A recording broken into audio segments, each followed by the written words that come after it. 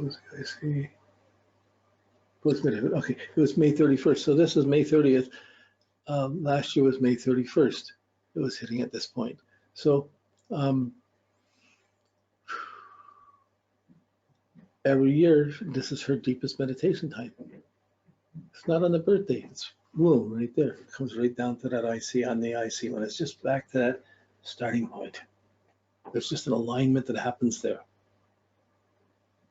So this one day that we're looking at, if you were measuring this time in transits and we're seeing the transits of 3 months put into the 3 months per year, you're talking 1 year. This whole thing is 4 minutes of time that we're living our life, and how that 4 minutes affects the whole year. That's how minute. This is micromanagement. This is really a detailed thing, but these sensitive points are alive. That's the incredible thing about it. Most people don't know astrology can go in this detail. Oh, that's too far. It's enough to memorize the houses and everything happens to a house and you got your astrology. So astrology mostly works on that level, but most people don't realize there's an evolution in growing through astrology. It starts from the houses, you evolve to the signs, you develop your awareness of each of the planets, and eventually you find your heart and love. And there's an evolutionary challenge in astrology to evolve like that. Okay. Everybody's got their puzzles and just these little unique things. They maybe, we're just talking simply, but for the person who's got it, these are profound moments. If you can't remember them, take some time, think. It sits there, and you just have it, memory notes about it. You got your history of events, and you think on it, you work on it for a month or two. It'll come to you. Some things will exactly stand it, then you try to see the implications of those things. Sometimes a bad thing happens to someone, and they got to fester on it for a while. It's going to affect them for a long time. It's like, and these are how these things work through. So okay, this is the ascendant of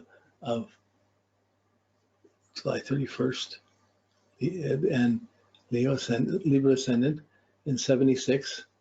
Okay, this is, she was born in 67, 76, so this week 10 years old. Her ascendant has progressed to oppose to Saturn. She's not a happy camper. She doesn't identify to father, it's probably to do with parents' relation rules on her, but she was restricted and didn't identify. I'm not being appreciated. The Saturn's coming in. Her identity is Libra, but her Libra ascendant has evolved to hit the Saturn, and she's having to measure who's wanted, who's not, what's there.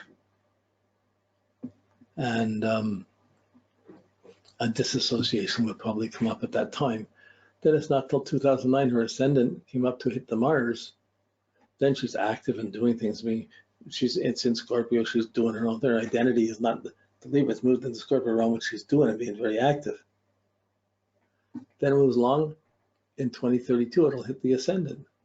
It'll hit the Neptune. That's the more mystical, confusing time. Then by 2041, it hits the Moon. So she's going to get Neptune and the opposition to the Moon. That's 10 12 years ahead, about 13 years ahead. Can't know what that is yet. You wonder about it. Neptune could be confusion, it could be a health issue with somebody, it could be a mother, it could be somebody not being well. But it's your identity. It's not so much tied into mother necessarily. It goes to the planets. So this shows the two. In this case, there's a kind of two of them are conjunct for the opposite. Two conjunct the ascendant, two conjunct the descendant. So it's a trade-off in those. There's a lot of information, so I'm doing this fast. And really, it would be easy to slow this down and spend an hour or two just right here. And just talking at any one of these points. You can touch something, it hits a nerve with someone, and you're talking about what happened, what went on, what it means, and you're going for a couple hours talking about it. Whoa, then you have all the information you need to study it deeper and see the implications of it. And it can be very affirming to do that. It can put it in perspective. But it's not a quick fix. It's something that's deep and takes time. If you've got an autistic kid or a kid with special needs and you're trying to see where they're at, this can walk in to allow you to walk in and set up special events or special moments for them. Okay, so the IC starts in Capricorn, and it's not 90, but her IC Look at this, all oppositions. It makes all the oppositions. There's no conjunctions to her IC. Her personal motivation does not get supported so much through her life. It's more threatened, more challenged by the oppositions. Her midheaven, what she's doing in the work, has moments where she's supporting and she lives out to it. But the IC is a start more challenge. She's got to find her inner depth in a contrary way almost. So, but oppositions bring awareness. So, but they're going to be challenging situations from other people affecting her motivation, whether the other people knew it or not. The inside is relating to the outside and taking it more personally than the outside is thinking. Meanwhile, the midheaven is just functioning outwardly and going on it. The inside's not getting reinforced for it. So here at in 78, so she's born in 67, in 78, 11 years old.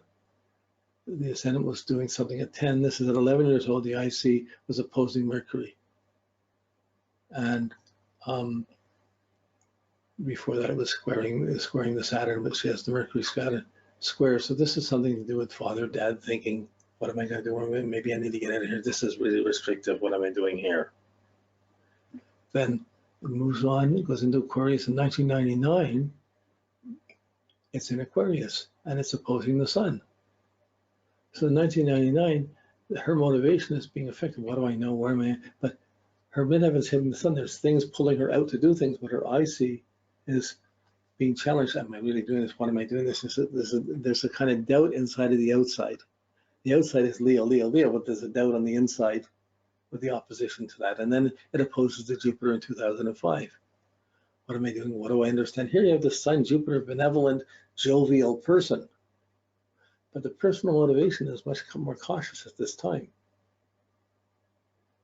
You know, someone else born 2 hours one way or another would have the Sag IC, or would have or could have the Pisces IC with a totally different scenario. They wouldn't have this repression, this kind of disassociation at the same time. The motivation's on a different track. The midheaven's being more activated than the IC, and the IC is getting it in response. Then it's not till 2034. The next aspect comes, will be opposing the Venus. Midheaven conjuncting the Venus. So accomplishing the outside, but still, am I doing what I want? Where am I? What am I? But then it's in Pisces. There's a whole different quality. This Pisces quality is going to bring in the Jupiter conjunct her sun. Whereas while the IC was going through Cap and Aquarius, it's ruled by Saturn. So she was dealing with inhibitions, dad restrictions, commitments.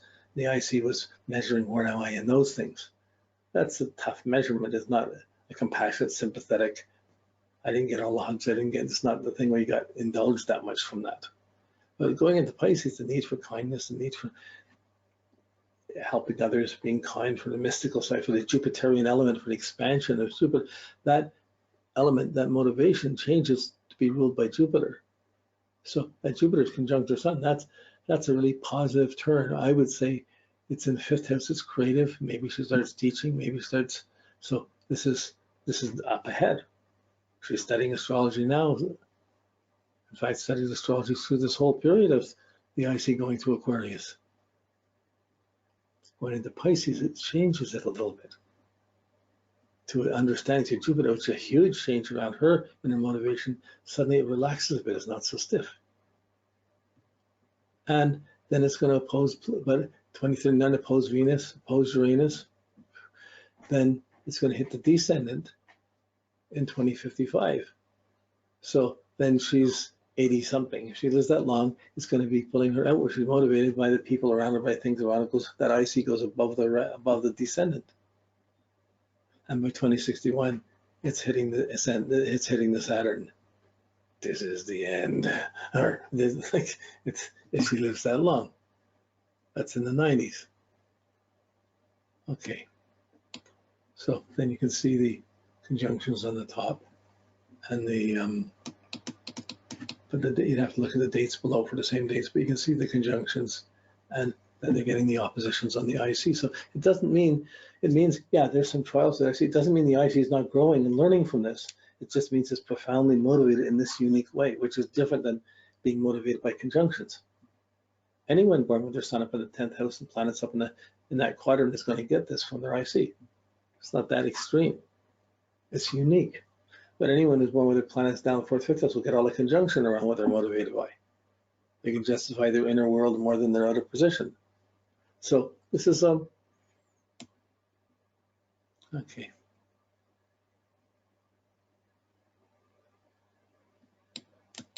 Okay, we get to the 361-degree cycle. And I'm not going through it all to show it all, but this just gives a breakdown. And lets you see each day there's a change in degree each day going along, moving along. It's going to hit everything in your chart. The whole player piano music of your chart is going around and filling up all the experiences that are going into that 1 degree that the IC is moving through as you're progressing along. It's part of a texture of growing. But like I said, we're looking this going across a year, a day at a time. This whole day is this whole year is 1 day of the time after you're born. And 1 day means 24 hours. So each sign is 2 hours. It moves through a degree in 4 minutes. You know, it's like these are really within 4 minutes at a time. Every 4 minutes, it's affecting these degrees as you're going along. It's quite a phenomenal thing. Micromanagement.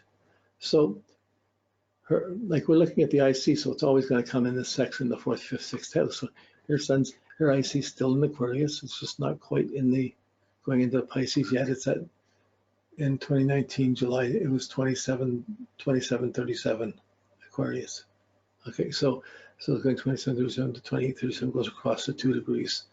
But it hits the descendant every year. But it hit the descendant on September 8th. It was a change of suddenly she's motivated to be focused on relationships.